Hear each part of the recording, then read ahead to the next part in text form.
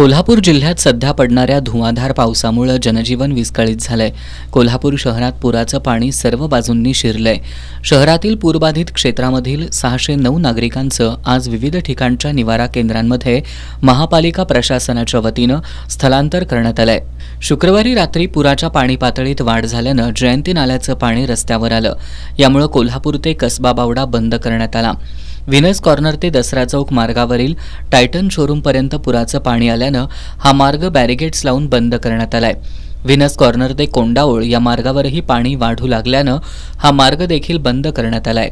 जिल्हाधिकारी कार्यालय मार्गावरील जिल्हा उद्योग भवन आणि महावीर उद्यानासमोर पुराचं पाणी आल्यानं हा मार्गही बॅरिगेड्स लावून बंद करण्यात आलाय।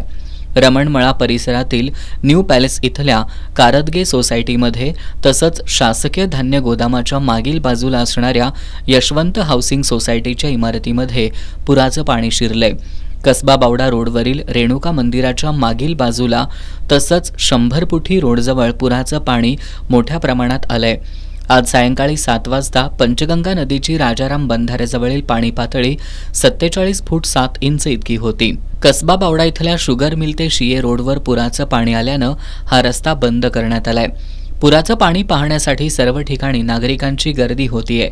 शुक्रवार पेठेतील पंचगंगा तालीम परिसरासह दसरा चौक परिसरातील सुतारवाडा, लक्षतीर्थ वसाहतीजवळील आयडियल कॉलनी, मुक्त सैनिक वसाहत, कदमवाडी आणि जाधववाडी परिसर तसंच Tawde hotel, Kasaba Bawda sugar mill इथला उल्पेमळा इथंही पुराचं पाणी आलंय।